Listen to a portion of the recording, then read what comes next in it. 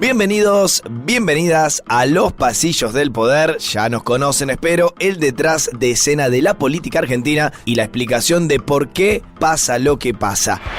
Capítulo 7. Lindo número realmente, ¿eh? Todas las semanas nos zambullimos en la rosca política local y hoy hay un temario para el infarto. Javier Milei se juega un pleno en Estados Unidos, peregrinación a Florida para ver a Donald Trump, para que a su vez el FMI destrabe una buena cantidad de dólares en su préstamo a nuestro país. Y todo en el medio de la guerra de aranceles del presidente yanqui que puso el mundo realmente patas para arriba. Además, se pudrió todo entre el gobierno y la justicia federal y la Corte Suprema lo sabe, días de mucha tensión. Y también arde la campaña electoral en la ciudad autónoma de Buenos Aires y la guerra por la fecha y por el formato de las elecciones en la provincia de Buenos Aires está en su peor momento. Si están listos, empezamos. Los Pasillos del Poder con Nacho Girón, el detrás de escena de la política argentina. El gobierno de La Libertad Avanza quiere, necesita, desea, implora, suplica, reza que el Fondo Monetario Internacional le mande los 20.000 millones de dólares de un nuevo préstamo que desde ya va a endeudar muchísimo más de lo que ya está endeudada la Argentina con ese organismo de crédito multilateral de última instancia, así se dice. Sabemos ahora, yo lo había adelantado, que son efectivamente 20.000 millones de dólares lo que pide nuestro país, pero ese dinero, más allá de que, vamos a decirlo así para que se entienda, hay buena onda con las autoridades del fondo, no termina de aparecer. Es por eso, es con esa clave que hay que leer el viaje de Javier Milei de estos días a Estados Unidos para volver a ver a Donald Trump. Digo, volver a ver porque ya fue varias veces a saludarlo, pero esta vez, si bien pretendía tener una reunión un poco más formal en Washington, en la Casa Blanca, en el Salón Oval, lo que logró es ir a recibir un premio conjunto, un premio un poco extraño y bastante nuevo, pero básicamente tener una foto con Donald Trump para que eso sea entendido como una buena señal de hoy el hombre más poderoso del mundo y que está generando muchísimas polémicas. Ahora nos metemos hacia el FMI y que el Fondo Monetario Internacional diga, bueno, acelero esto porque si no, Donaldo se me va a poner como loco. Y todo esto pasa en un momento en el que justamente el presidente de Estados Unidos le impuso aranceles a todo el mundo. Lo debes haber escuchado, pero Donald Trump lanzó este último miércoles su plan para imponer aranceles generalizados a todos los productos importados a su país con una tarifa básica universal, eso es lo mínimo, del 10%, alegando que su país fue saqueado, violado, expoliado por otras naciones. Lo decía de esta manera, ponelo de fondo. This is one of the most important days, in my opinion, American history. Fíjate, bien a los Estados Unidos de Norteamérica, con una canción épica, con Donald Trump hablando de fondo y diciendo precisamente que llegó el momento de la liberación de su país. La factura por los aranceles es muy salada realmente para China. Sus productos van a ser grabados con un 34% de impuestos y para la Unión Europea, por ejemplo, 20%, pero también tenés 24% para Japón, 31% para Suiza, 26% para la India y tenés algunos casos particulares como el de México y Canadá, es decir, el país que está abajo y arriba de Estados Unidos, que son socios en un tratado de libre comercio que tienen aranceles del 25%. Por supuesto, también hay varias economías latinoamericanas que están en el listado, se les va a aplicar el 10% a todas las importaciones, a Brasil, a Colombia, a Chile, a Perú, a Costa Rica, a República Dominicana, a Ecuador, a Guatemala, a Honduras y a El Salvador. El índice más alto es solo para Nicaragua y hay que decir que la República Argentina, nuestro país, está en ese pelotón del 10%. Te digo esto porque Javier Milei vendió como que gracias a la amistad con Donald Trump tenemos 10%, pero es el mismo 10% que le cobran a Luis Ignacio Lula da Silva, que se lleva nada bien con el presidente norteamericano. Digo, para decir la verdad de la milanesa, como siempre. Claro, si no entendés del todo por qué Donald Trump aplica también a la República Argentina 10% de aranceles, hay que decir que, según datos de la Organización Mundial del Comercio, en 2024, último año cerrado de la estadística, la Argentina aplicaba un promedio de 7,6% de aranceles a los productos importados desde Estados Unidos, mientras que el promedio de ese país para los productos nuestros era de 2,7%. 10%, es decir, que la Argentina cumple hoy al menos con uno de los motivos que derivaron presuntamente en el anuncio de Trump de estos últimos días. Pero les adelanto esto, hay negociaciones, primero ultrasecretas y ahora un poco más públicas, para que haya al menos 50 productos argentinos que no tengan arancel del 10%, sino que tengan arancel cero. Por supuesto, sería una buena noticia para las arcas de nuestro bendito país. Volvemos a la Argentina, ¿les parece? Porque mientras todo esto sucede con la mira puesta en Estados Unidos, Luis Toto Caputo fue el encargado estos últimos días otra vez de tratar, solo tratar, porque les adelanto que no lo consiguió, de llevar calma a los mercados. Escucha lo que decía, otra vez insisto, sobre una posible devaluación. Había subido 200%. Acá subió 15% en 10 meses. A ver, usted lo que me quiere decir es que el dólar en la Argentina no se va a disparar y no va a haber una devaluación brusca y desordenada. De ninguna manera. No conforme con eso, Luis Toto Caputo, como ministro de Economía argentino, tuvo que admitir que hay cimbronazos en los números del gobierno. Vos lo que tenés que tener es la macroeconomía lo suficientemente ordenada para que no haya cimbronazos. Acá no hay posibilidad de cimbronazos. Eso que le quieren hacer creer a la gente, eso no va a pasar. Cuando hablamos de cimbronazo, te hago una referencia más. Ese 1.400 de hace 9 meses es el equivalente de un 1.600 de hoy. Entonces vos fijate que hoy hay muchos militando corrida porque el dólar vale 1.300. Militando corrida. Sí, claro, que es un 15% arriba de cuando nosotros llegamos y lo veían en 2.000, 3.000, 4.000, 8.000.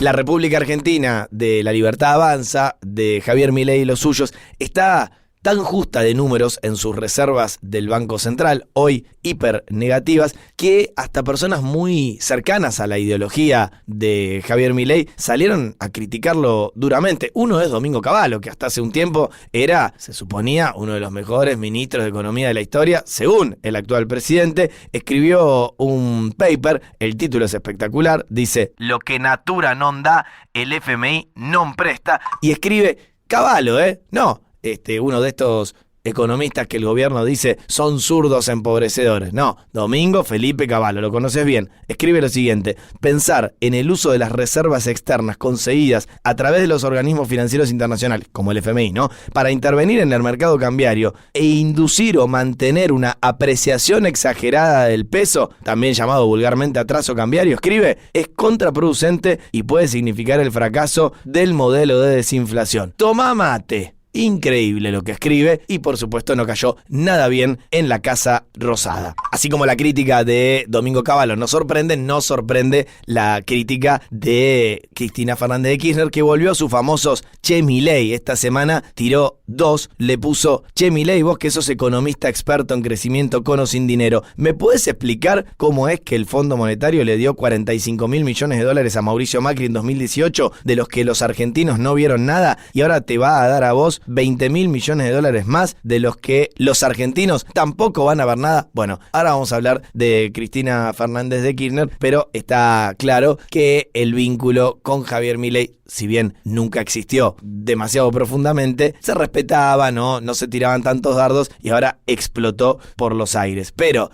así como critica Cavallo y así como critica Cristina Fernández de Kirchner del otro lado del espectro ideológico, también salió con todo Mauricio Macri, el expresidente y por supuesto líder del PRO. Hizo duras críticas en estas horas al gobierno de Milei, sobre todo diciendo que hay una falta de apego institucional que empieza a afectar el plan económico. Y para algunos pidió directamente lo que Milei no quiere, que es una devaluación. Yo diría que el presidente y el ministro de Economía saben bien que hay que apoyar fuerte para que la Argentina crezca en sus exportaciones. Y las exportaciones están sufriendo, con lo cual esto se arregla dando impuestos o teniendo otro tipo de cambio.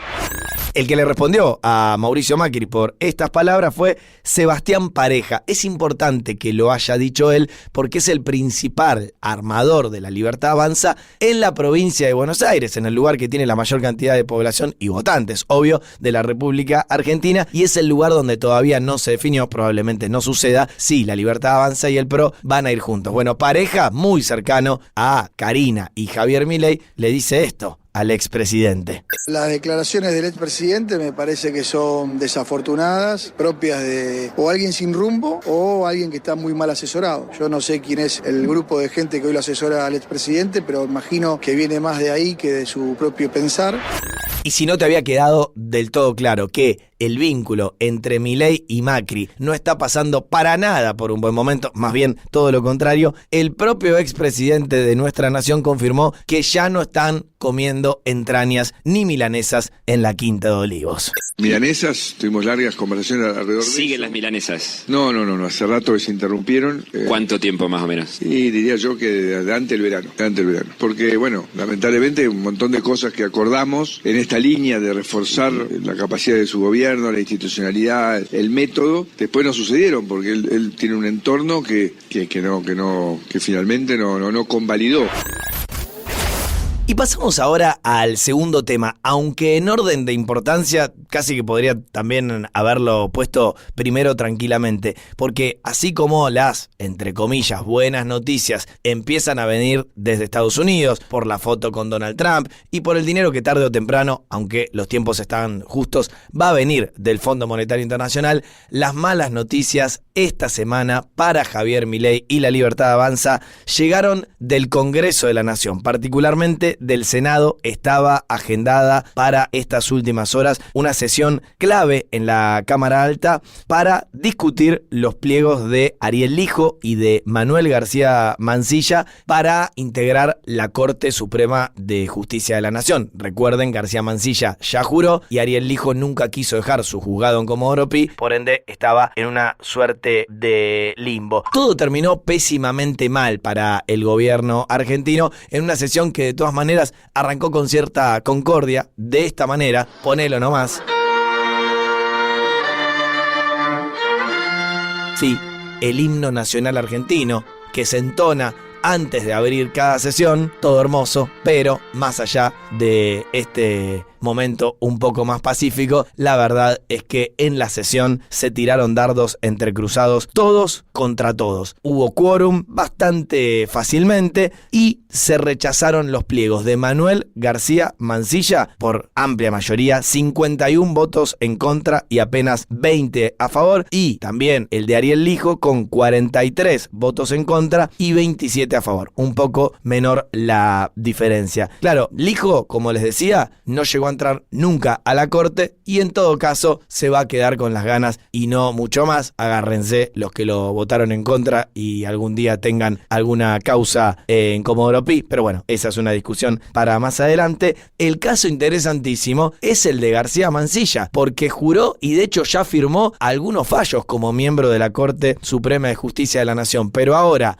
el Congreso le rechaza su ingreso a pesar de que él ya juró. Y dijo el gobierno, y hizo trascender también Manuel García Mansilla, que se va a quedar hasta el final de este año, cuando vence el decreto de necesidad de urgencia que firmó Javier Milei para ponerlo en el máximo tribunal. Ahora, imagínate que sos Cristina Fernández de Kirchner y asumís, como hace la expresidenta de la Argentina, que pronto podés ir presa. Sí, porque está condenada por la causa vialidad a 6 años de prisión y también a no presentarse nunca más en un cargo público. En el Instituto Patria están pensando y dando por sentado que Cristina va a terminar con la condena confirmada. Por ende, va a terminar a la vez en una prisión domiciliaria, nunca va a ir a una cárcel común por su edad, probablemente termine presa algún día en Calafate si esto se confirma, y además no se va a poder presentar a elecciones en el caso que la Corte Suprema de Justicia rechace el pedido que la propia Cristina le hizo a la Corte para que tome su caso,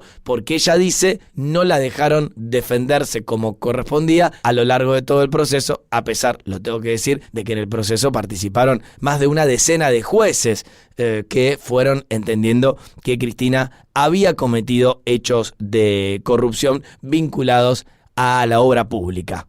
Te decía, imagínate si sos Cristina y ahora sabes que te pueden confirmar la condena y vos ir presa, insisto, si sos Cristina, y uno de los jueces que puede firmar tu condena es Manuel García Marcilla, que está en una situación completamente irregular porque el Senado le dijo no y él se quiere quedar igual porque tiene un decreto que lo respalda. La verdad, lo tengo que decir con lenguaje de Harvard, esto es un verdadero quilombo.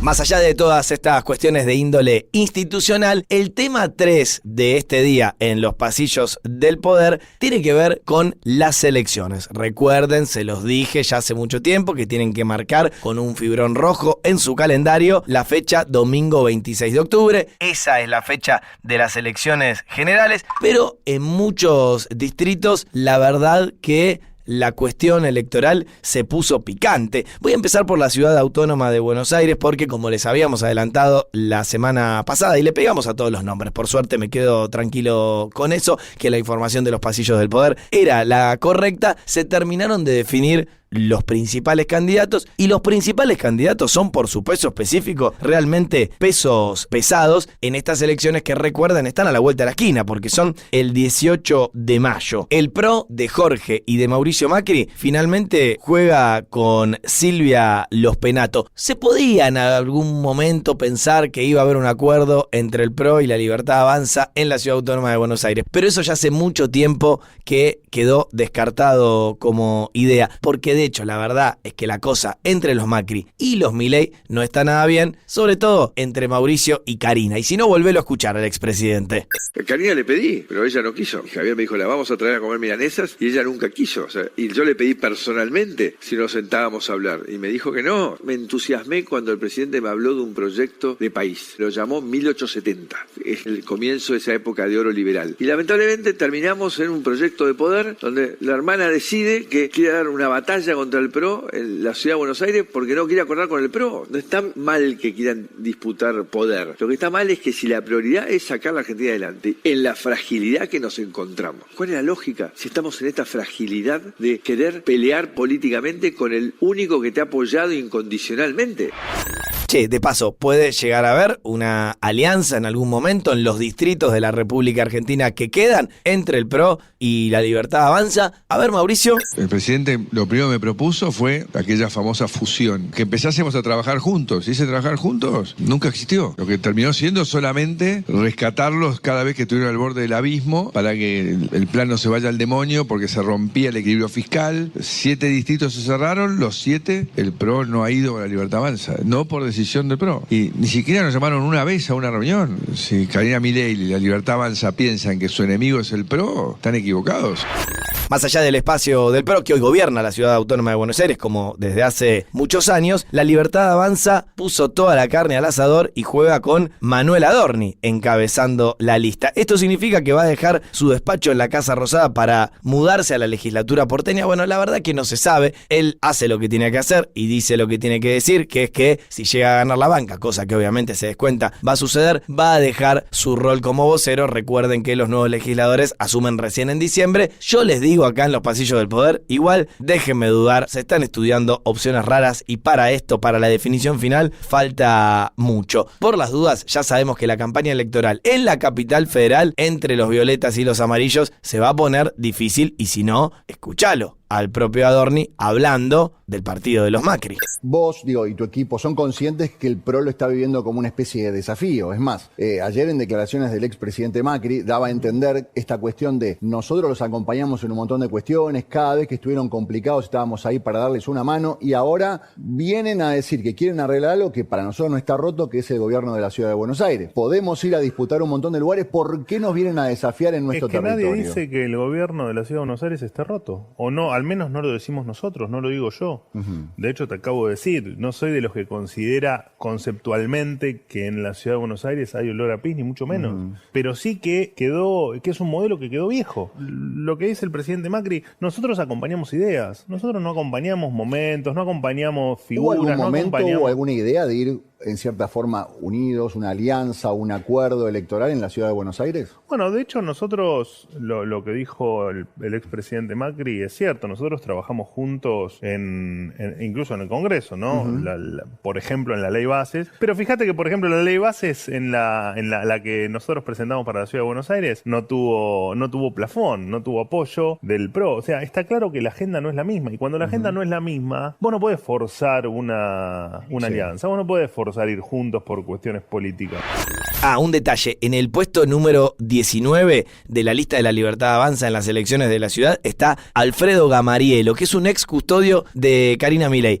Probablemente no entre en 19, pero me llamó la atención que aparezca este personaje por ahí. El resto de los nombres, por supuesto, ya lo sabes. Hace mucho tiempo dijo Horacio Rodríguez Larreta que iba a jugar. Confirmó Ramiro Marra que también va a jugar por un viejo partido de origen justamente liberal, que es la UCD. Y lo tenemos allí a Leandro Santoro, este radical, pero muy vinculado hoy al peronismo, que está contento, por supuesto, que aparezca tanta división en la oposición. Porque piensen esto, la atomización porteña es total. Síganme, Lo que era Juntos por el Cambio en 2023 va en 5 listas separadas: la del PRO, la de Larreta, la de la Coalición Cívica, la de Evolución, que es la de Martín Lustó, y la de Yamil Santoro de Republicanos Unidos. Lo que antes era un espacio, ahora son 5. Pero hay más. Los que antes integraban, hasta hace poco, La Libertad Avanza, están divididos en 3. Los de Adorni, los de Ramiro Marra, y también apareció el MID de Oscar Sago, que propone para la legislatura porteña, me vuelvo absolutamente loco, a Ricardo Caruso Lombardi, ex DT de fútbol. El espectro peronista tiene, como les decía, a Leandro Santoro, pero también a Juan Manuel Abal Medina y Alejandro Kim, vinculado a Guillermo Moreno. Y la izquierda, como desde hace mucho tiempo, juega separada con el Frente de Izquierda y el Nuevo Más. Es decir, una dispersión política, al menos en territorio porteño, total. Esto habla de los tiempos que corren.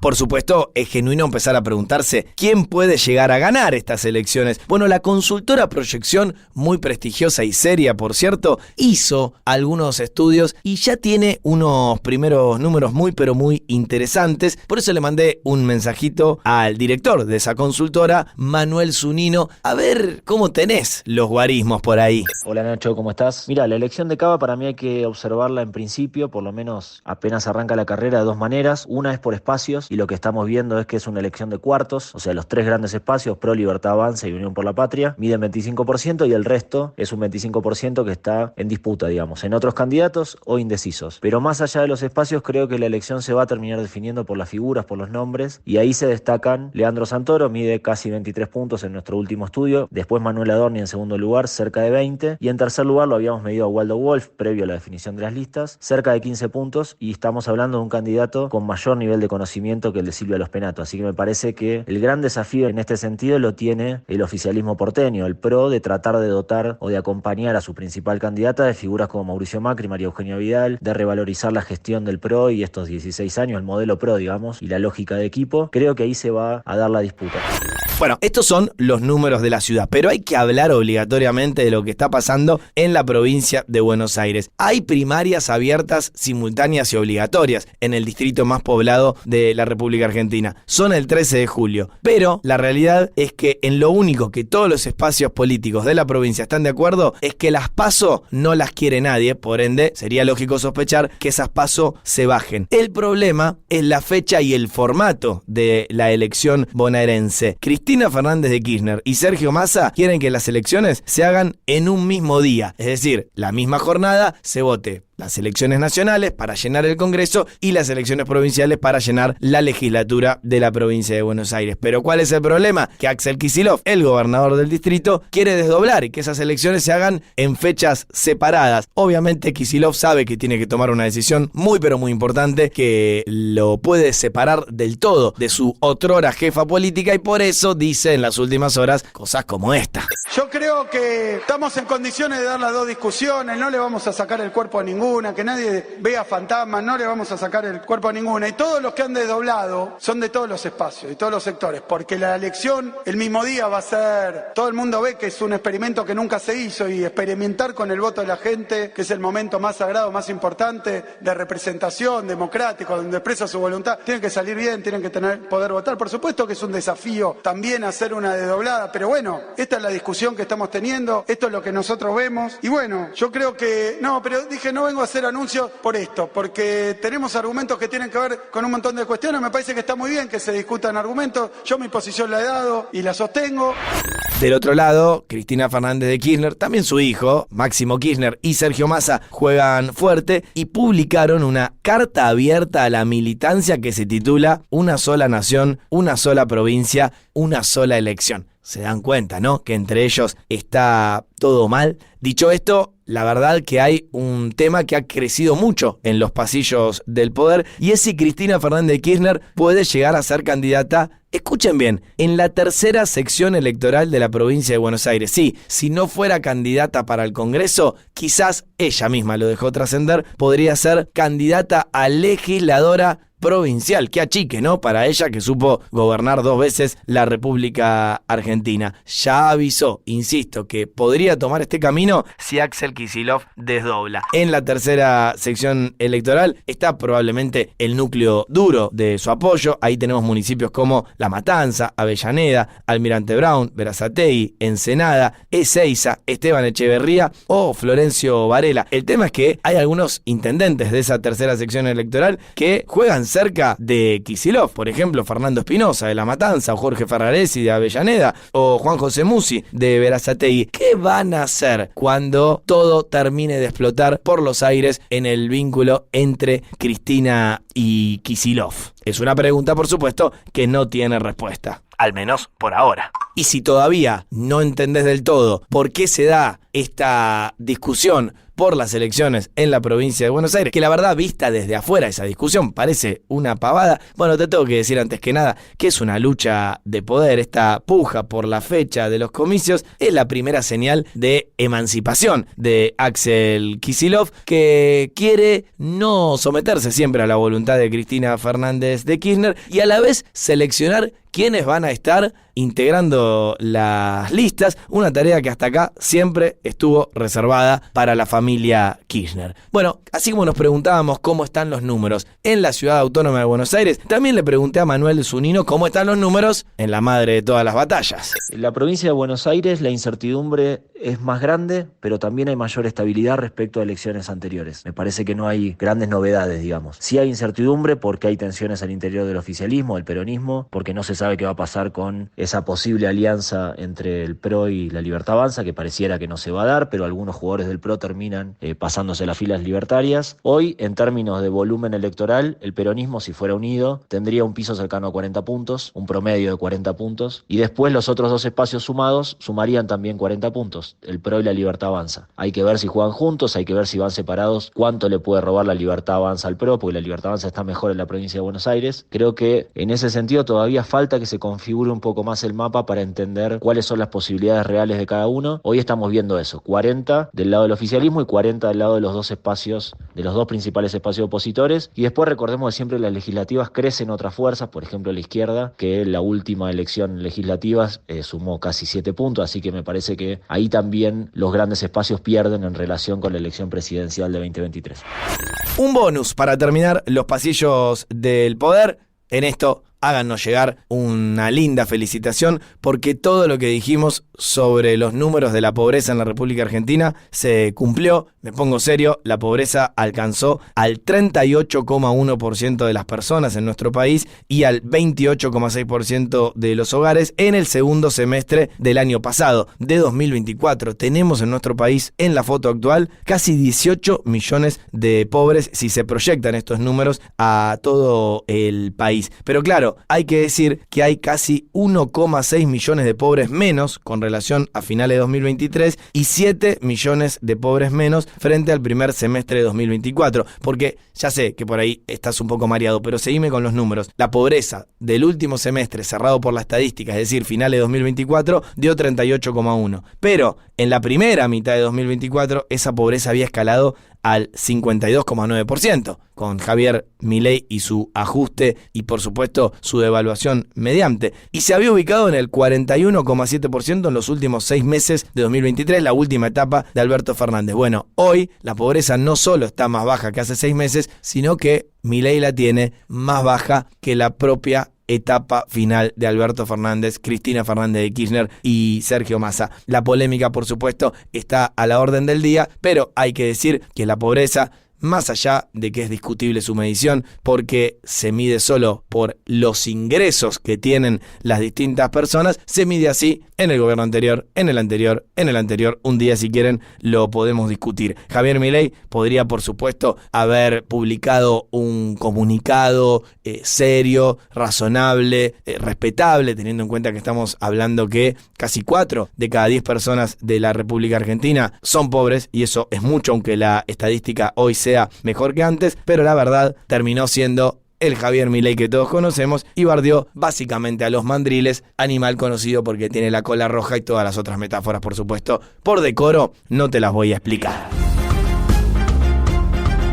Hasta acá llegamos entonces con una nueva edición de Los Pasillos del Poder, el detrás de escena de la política argentina y la explicación de por qué pasa lo que pasa. Además de escucharnos, no se olviden de seguirnos, de activar la campanita y de recomendarnos. Así seguimos creciendo como venimos haciendo en estas últimas semanas. ¡Chau! Hasta la semana que viene.